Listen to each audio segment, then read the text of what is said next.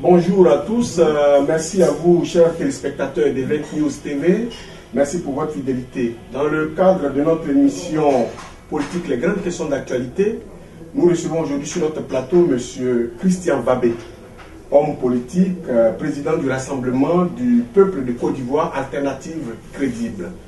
Outre ce statut d'acteur politique, M. Christian Vabé aussi est un acteur du monde de la communication. Il est patron de presse, il dirige le média en ligne Ivoire Business. Je suis le fondateur. Et il est même le fondateur de ce média. Bonjour M. Christian Vabé. Bonjour M. Didier. Alors pour être complet avec nos téléspectateurs, nous allons leur dire que nous allons aborder 4 points précis. Et je vais lire ces 4 points pour que nous soyons dans le tempo. Alors on va aborder la vie du parti politique que vous dirigez. Ensuite, la situation socio-politique, économique de la Côte d'Ivoire sous l'ère de M. Ouattara. Et ensuite, la guerre de succession qui, comme vous le savez, bat son plein au PDCI-RDA. Et puis, pour finir, on va aborder la détention du président Laurent Gbagbo à La Haye. Alors, M. Christian Vabé, tout de suite, à chaud, une quarantaine de partis politiques meublent déjà le paysage politique de Côte d'Ivoire. Qu'est-ce que les Ivoiriens qui n'ont réellement plus confiance aux hommes politiques doivent-ils attendre de votre parti? Alors, ce que les Ivoiriens doivent attendre du Rassemblement du peuple de Côte d'Ivoire alternative crédible, c'est que nous sommes la vraie alternative au pouvoir actuel, nous sommes la vraie opposition au pouvoir de Laurent Ouattara, pour la simple raison que nous sommes dans une dictature. Nous sommes dans une dictature, les partis qui sont en place localement n'ont pas le droit d'exister. Vous savez bien qu'il y a 800 prisonniers politiques en Côte d'Ivoire. Donc, il y a un jeune du Front populaire ivoirien, je sais, qui a été récemment commis en prison. Donc, vous savez bien, dans une dictature comme nous sommes en Côte d'Ivoire, les partis politiques n'ont pas le droit d'exister, puisque quand ils existent, ils sont mis en prison, ils sont arrêtés ou ils sont contraints à l'exil. Je ne reviendrai pas sur les différentes péripéties. Donc, nous sommes la vraie opposition et la vraie alternative crédible. C'est nous qui portons le message de la vraie opposition du peuple de Côte d'Ivoire. Mais dans ce sens, Président, quelles sont les actions que vous menez réellement, concrètement? Alors, nos actions que nous menons sont les actions politiques d'envergure des premiers plans quotidiens. C'est-à-dire quoi? C'est-à-dire que nous disons au monde entier ce qu'est la vraie nature du régime en place. Nous apportons des solutions aux problèmes que cette dictature-là crée. Bonne gouvernance, démocratie, droits de l'homme, cherté de la vie, flambée des prix, santé, éducation, insécurité. Chaque sujet, nous avons des solutions et nous apportons chaque fois qu'on nous les demande. Justement, vous venez d'égrener un chapelet de mots, nous allons revenir dessus. Chômage, impunité, insécurité, clientélisme, rattrapage ethnique, diminution du panier de la ménagère. Voilà entre autres mots dont souffrent les Ivoiriens aujourd'hui. Quelles sont les solutions que l'alternative crédible que vous représentez aujourd'hui propose à ces Ivoiriens? Alors, ce que nous proposons d'abord pour la cherté de la vie, il faut rapidement les états généraux de la nation. On l'a déjà dit, entre consommateurs, État, partis politiques, syndicats, associations de consommateurs. On se met autour d'une table, on discute, on trouve des solutions adéquate aux problèmes de la nation. On l'a dit, on l'a redit, on n'a pas été entendu. Pour la santé, on propose que les coûts des médicaments soient revus à la baisse. Le gouvernement, par démagogie, a dit comme ça la gratuité des soins. Nous, on ne l'a jamais prôné parce qu'on sait que c'est irréalisable. On veut simplement que les coûts des médicaments soient vraiment des prix abordables. Et on veut que les soins de santé soient à la portée des bourses des Ivoiriens, parce que la majorité des Ivoiriens aujourd'hui est au chômage. Voilà déjà quelques solutions que nous apportons. Pour le monde paysan, on a toujours dit qu'il faut une révalorisation des prix des matières premières, qu'on révèle au niveau d'avant la crise. On n'a pas été entendu. On sait que les prix sont en train de dégringoler. Pour le monde estudiantin, on a été les seuls à dire que voilà qu'un pouvoir qui rénove l'université à 110 milliards de francs CFA, et il n'y a même pas de toilettes à l'université. On a dit la moindre des choses. Commençons déjà par mettre des toilettes à l'université pour que les étudiants aient des toilettes au moins pour se soulager. Donc vous voyez, au niveau du chômage, là, plus des 3 quarts des jeunes Ivoiriens sont au chômage. On parle de croissance à 2 chiffres. Pour nous, ce sont des chiffres cosmétiques qui ne reflètent pas la réalité. Parce qu'aujourd'hui, le taux de chômage est croissant, comment dirais-je, le pouvoir d'achat s'est effondré, le panier de la ménagère est devenu sachet de la ménagère. Donc, pour nous, il faut rapidement que le problème du chômage des jeunes soit réglé. Donc, il faut la bonne gouvernance, il faut, comment dirais-je, que l'éducation soit adressée, il faut que les prix soient revus à la baisse, il faut qu'on relance la consommation, il faut que la santé soit à la portée de tous, etc., etc. Vous voyez un peu les solutions que nous proposons. Et on parle aussi du rattrapage ethnique. Vous n'êtes pas prononcé. Alors, nous, on a toujours dit que nous sommes dans un régime tribal, ethnique. On n'a jamais connu Doufou Bani, Henri Konan Bédié, Eugène Rebelgué, Laurent Gbagbo. Jamais les pouvoirs successifs n'ont mis les Ivoiriens, n'ont catégorisé les Ivoiriens en termes ethniques.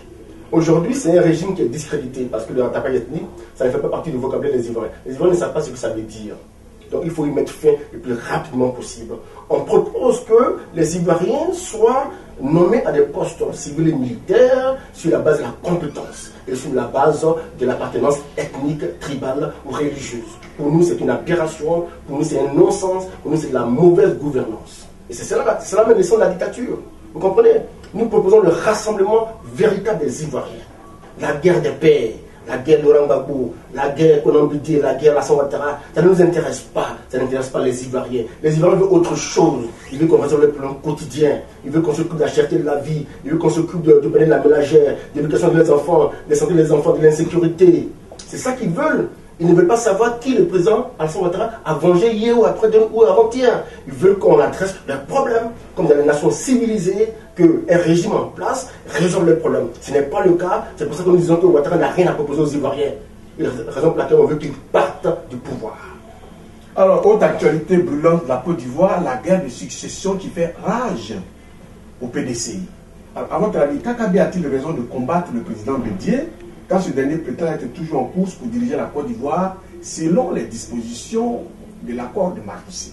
Alors, ce n'est pas Marcoussis qui régit. Alors, je ne suis pas du PDCI-RDA, mais je me prononce sur les problèmes de la nation. Vous avez bien compris qu'au sein du PDCI-RDA, Kakabe a dit que ce n'est pas Marcoussis qui dirige le PDCI-RDA. Les tests de Marcoussis ne sont pas inclus dans les tests du PDCI-RDA. Donc, je pense qu'effectivement, beaucoup de gens au PDCI ont raison de le dire. Il faut que les tests du PDCI-RDA soient respectés. Et donc, c'est au Congrès de décider, effectivement, de la véracité ou non des propos d'Henri Konan Bédié. Je pense que les militants du PDCI-RDA, les jeunes, ont un rôle historique à jouer. Parce qu'aucun jeune aujourd'hui n'a le droit de laisser son avenir bradé par les aînés. Le père Bédié, qui doit bientôt quitter la scène politique, quel héritage laisse-t-il aux militants du PDCI-RDA?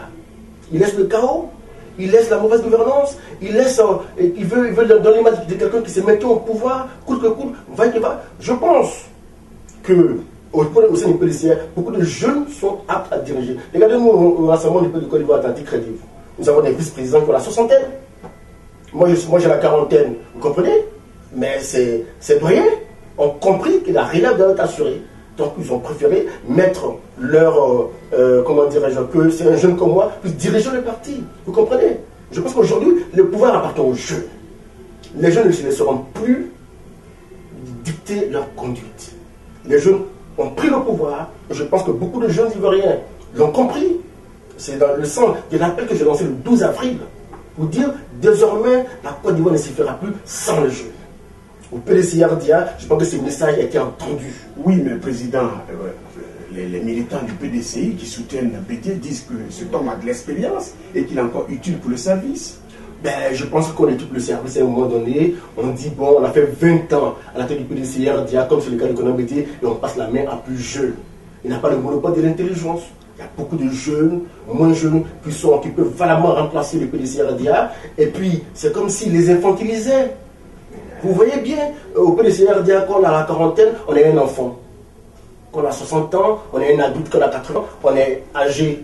Mais non, c'est une aberration. Il faut rapidement un renouvellement de l'élite dirigeante du PDCI-RDA. Et ces jeunes ont raison. Ceux qui pensent le contraire ont tort. À 79 ans, le père Henri Konan Bédié doit partir. Parce que c'est ça, l'élévation d'un homme d'État. il ne peut pas s'agripper au pouvoir. C'est impossible, c'est inconcevable. Et c'est d'où la grogne au sein du PDC. Aujourd'hui, le PDC est divisé, est profondément divisé. Tenez-vous bien, hier, avant-hier, Dikawe, le procès Maurice Dikawe, a désavoué publiquement le président du PDC-RDA en disant que le PDC-RDA aura non seulement un candidat à l'élection présidentielle et que un parti est né parce que le parti veut concourir au pouvoir d'État.